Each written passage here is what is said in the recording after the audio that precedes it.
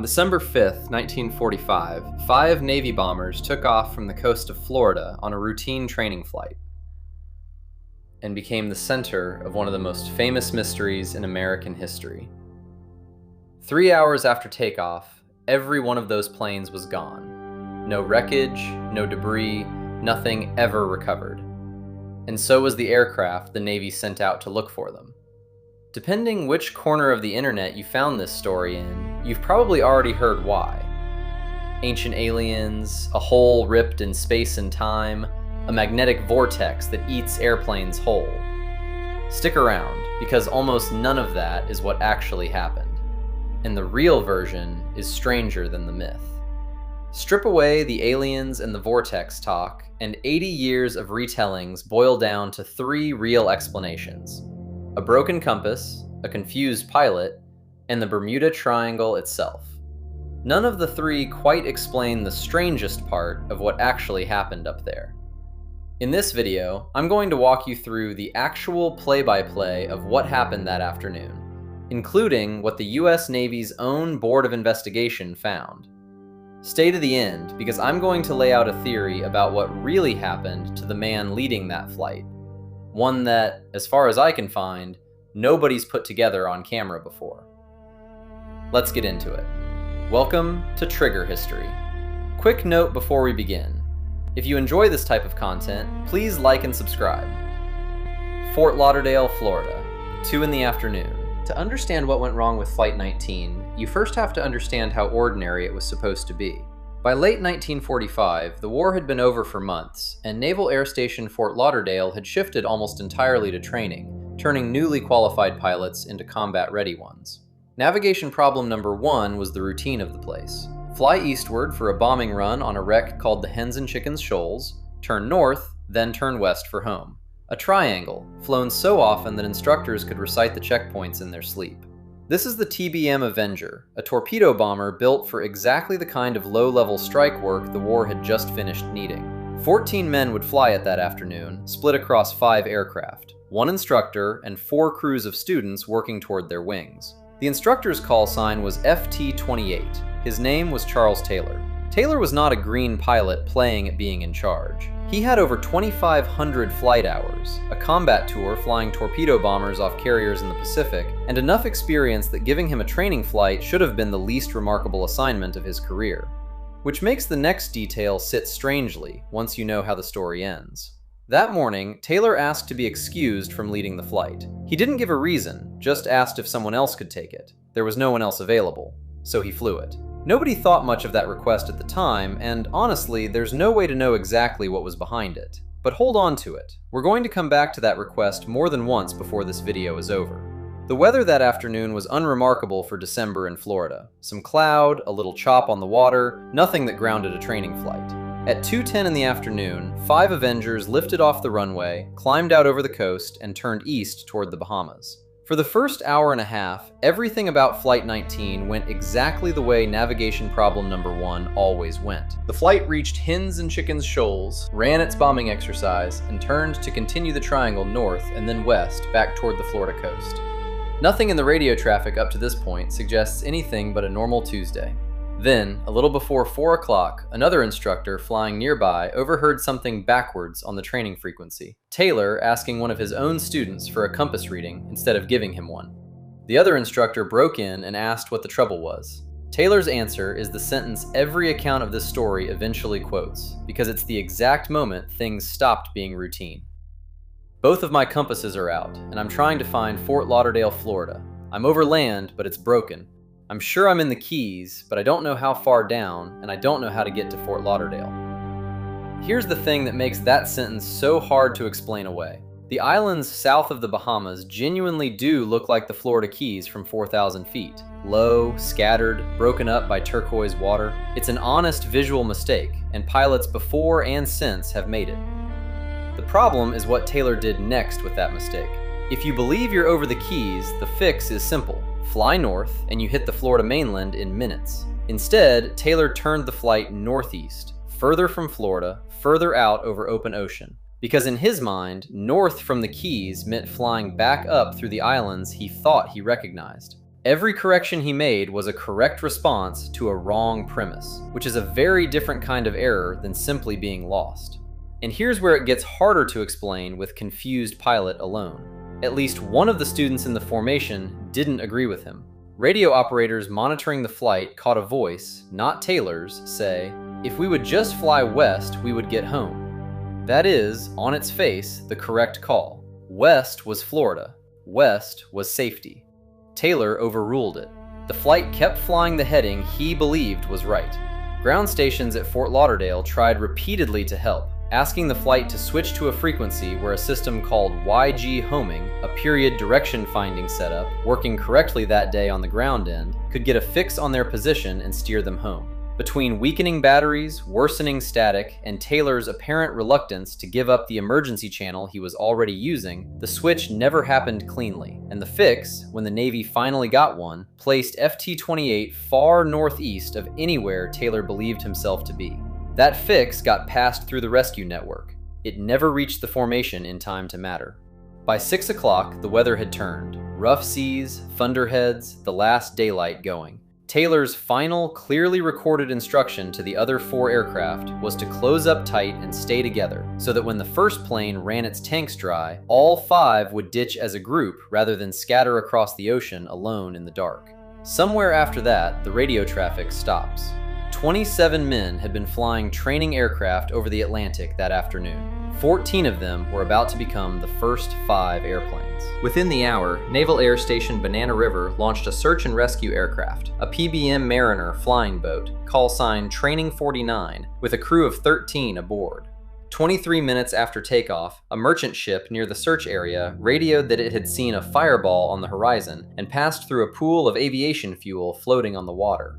The Mariner was never heard from again. Not a life raft, not a seat cushion, not a single body. PBM Mariners had an ugly, well-documented flaw by 1945. Gasoline vapor could pool in the lower hull, and a stray spark, even someone lighting a cigarette in the wrong compartment, was enough to turn the whole aircraft into a bomb. It's the most boring possible explanation for the second disappearance of the night, and it's almost certainly the correct one.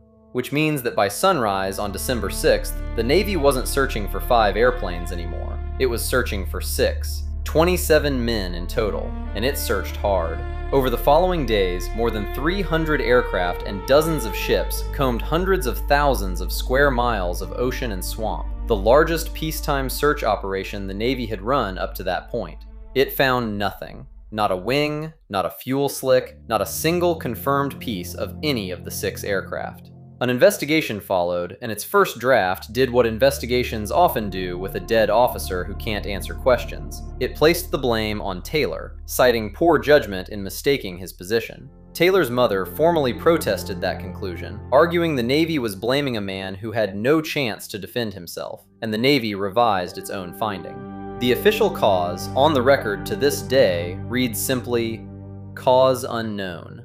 That phrase is the door every strange theory about this story walked through next. For almost 20 years, Flight 19 was exactly what the file said it was, a training accident with an unsatisfying ending. Then, in 1964, a writer named Vincent Gaddis published a magazine article grouping this story together with a handful of other unexplained sea and air losses inside a triangle drawn between Florida, Bermuda, and Puerto Rico. He gave that shape a name that stuck. 10 years later, Charles Berlitz turned that idea into a best-selling book, and this is where the story stops being purely factual and starts picking up decoration. Berlitz's version has Taylor radioing in a panic that everything is wrong, strange, we can't be sure of any direction, even the ocean doesn't look as it should. Go back and check the actual Navy transcripts, and that line isn't in them. It was added. That's worth sitting with for a second, because it's the difference between a mystery and a myth. The real transcripts already contain a strange, sad, genuinely unresolved story. Someone decided that wasn't strange enough and improved it. From there, the theories multiply the way theories do once a story goes viral before the internet existed. Some writers pointed to a localized magnetic anomaly, and there's a real kernel inside that one. This stretch of ocean sits near one of the only places on Earth where true north and magnetic north briefly line up, a genuine navigational quirk pilots are trained to correct for. It's just never been shown to disable a compass, let alone 5 of them at once. Both proponents dropped the science entirely. One pilot in the 1970s described flying through what he called an electronic fog that swallowed his instruments and his radio for several unaccounted for minutes, a story that's been retold as proof of the triangle's power ever since, verified by nobody but him. Divers off Bimini in the Bahamas found a stretch of large, oddly rectangular stones on the seafloor in 1968, suspiciously close to a decades-old prediction from the psychic Edgar Cayce that the lost technology of Atlantis would resurface near Bimini right around that year.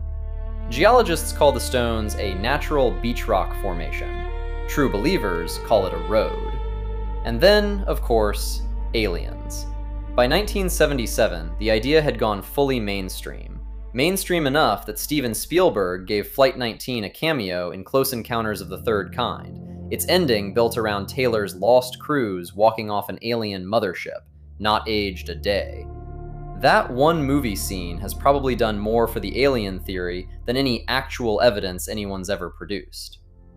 None of it explains the radio transcripts better than the ordinary version does.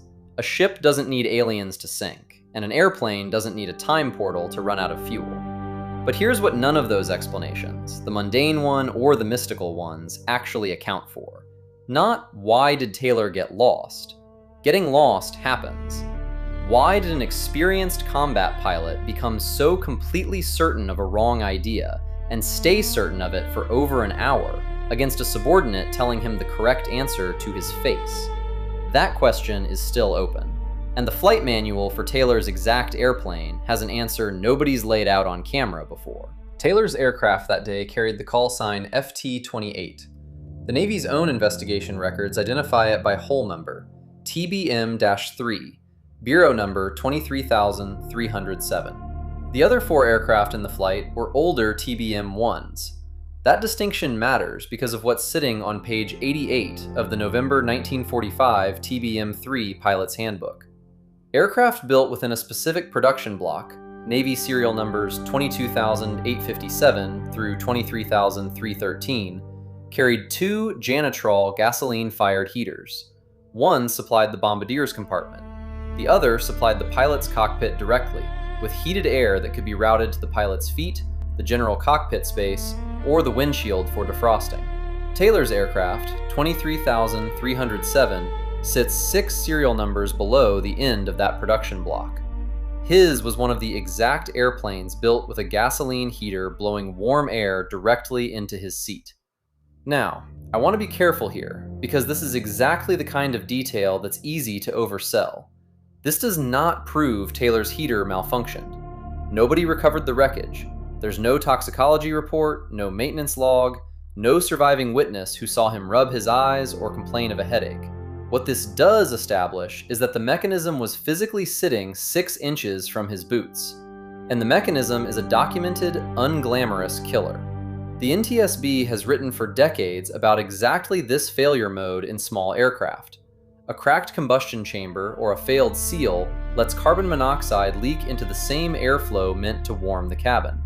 It is colorless, it is odorless. Pilots exposed to it gradually don't feel a sudden crisis.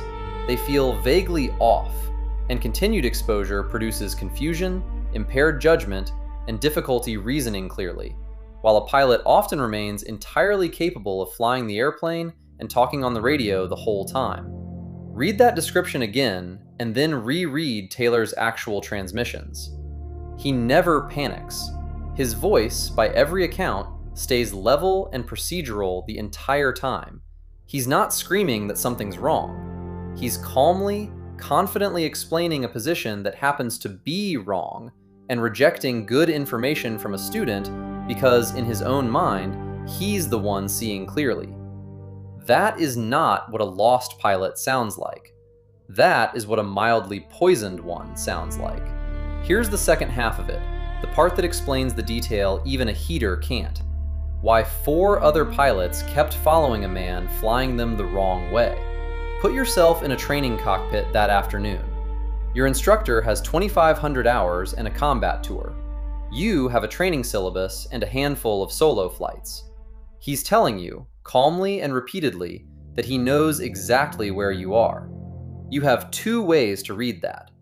Either he knows something you don't, or he's wrong, and you're expected to notice that in real time over open ocean on a radio that barely works, and then talk your entire formation into disobeying him. One student tried exactly that. If we would just fly west, and got overruled. The other three didn't push, which, put next to a chain of command built specifically to make junior pilots defer to instructors, is a completely understandable choice that happened to be fatal. So here's the full chain, and it only requires one thing going wrong, not 5. A heater malfunction produces gradual, invisible impairment in the lead pilot. He becomes wrongly, calmly certain of his position. Trained deference keeps 4 other qualified pilots from overriding him. The one rescue system that could have fixed it, the ground-based homing fix, arrives too late through a broken radio link, and the formation runs out of fuel over the Atlantic in the dark. I'll say plainly what this theory is not. It's not proof. It doesn't outrank the honest, simpler explanation the Navy landed on. An experienced pilot made a real navigational mistake, and for reasons we can't fully reconstruct, couldn't be talked out of it. That version requires no failed equipment at all, and it's still the most defensible one on the page. It's worth being fair about the other medical guess that's floated around this case for years too. The idea that Taylor might have been managing a health condition like diabetes, and that a blood sugar crash caused the confusion. It's a reasonable sounding idea. It's also never been tied to a single verifiable detail about his medical history, his aircraft, or that afternoon. The heater theory is different in one specific way. It doesn't rely on guessing something private about Taylor's body. It relies on a document, a production block, a serial number, 6 digits away from the edge of it that anyone can go check for themselves. What the heater theory adds, that 80 years of "he got lost" never quite has, is an answer to why he was so sure, and why nobody could talk him out of it. Here's the part of this story that actually changed something. In the decades after Flight 19, carbon monoxide poisoning kept turning up, quietly, in general aviation crash investigations. Pilots found to have been exposed at levels high enough to impair judgment, in accidents that otherwise looked like simple pilot error. It's a large enough pattern that today, aviation safety agencies actively warn pilots to carry a cheap carbon monoxide detector in the cockpit, specifically because a failing heater gives you almost no other warning.